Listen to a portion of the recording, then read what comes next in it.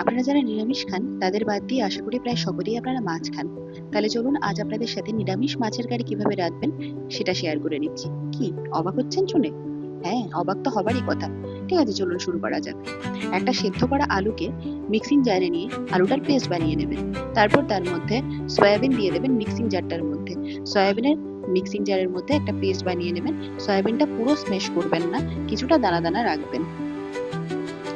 তারপর তার মধ্যে 1 চা চামচ পরিমাণ আদা বাটা দিয়ে দেবেন। আগে থেকে একটা টমেটোর পিউরি বানিয়ে নেবেন। আদা বাটা, লঙ্কা বাটা আগে থেকে করে রাখা হলো। তারপর তার মধ্যে 1 চা চামচ পরিমাণ হলুদ গুঁড়ো, স্বাদ মতো নুন, 1 চা চামচ পরিমাণ ধনে গুঁড়ো আর 1 চা চামচ পরিমাণ জিরের গুঁড়ো দিয়ে দেবেন। তারপর তার মধ্যে 5 থেকে 6 চা চামচ পরিমাণ ময়দা দিয়ে দেবেন। ময়দাটা এটার মেইন ইনগ্রেডিয়েন্ট। ময়দাটা অবশ্যই 5 থেকে 6 চা চামচ পরিমাণ দেবেন। দিয়ে সবগুলো ইনগ্রেডিয়েন্টকে খুব ভালোভাবে মাখিয়ে নেবেন। খুব ভালোভাবে মাখানো হয়ে যাওয়ার পর হাতের মধ্যে তেল নিয়ে ঠিক এরকম শেপ দিয়ে দেবেন।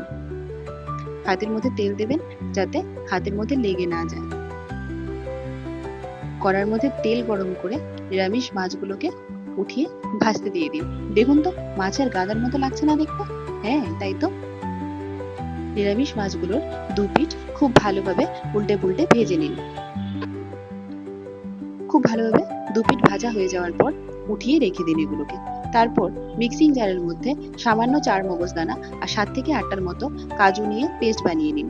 কড়ার মধ্যে তেল গরম করে একটা তেজপাতা চিড়ে দিয়ে দিন সামান্য 5 ফোড়ন, দিয়ে দিন 1 চা চামচ পরিমাণ হলুদ গুঁড়ো। হলুদ গুঁড়োটা আগে দেওয়া হয়েছে যাতে আদা বাটাটা দেওয়ার পর ছিটে না ওঠে। তারপর তার মধ্যে 1 চা চামচ পরিমাণ আদা বাটা, 1 চা চামচ পরিমাণ লঙ্কা বাটা, ঝালটা আপনারা বুঝে দেবেন।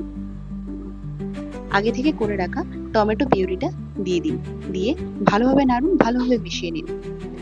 টমেটোর কাঁচা গন্ধটা ছেড়ে আসা অবধি মিশিয়ে নিন।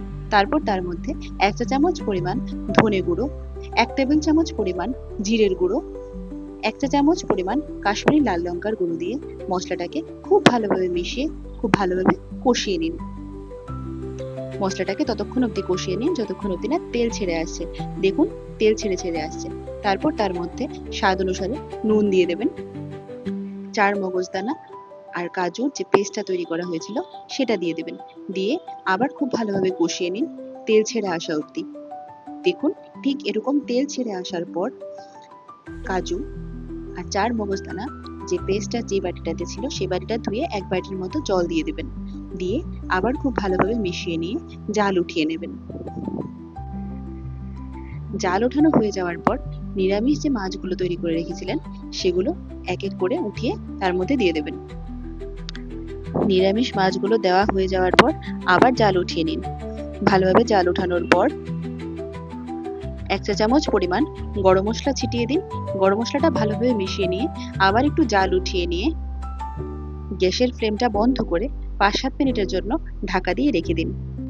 দেখুন তো মাছের মতো লাগছে কিনা দেখতে?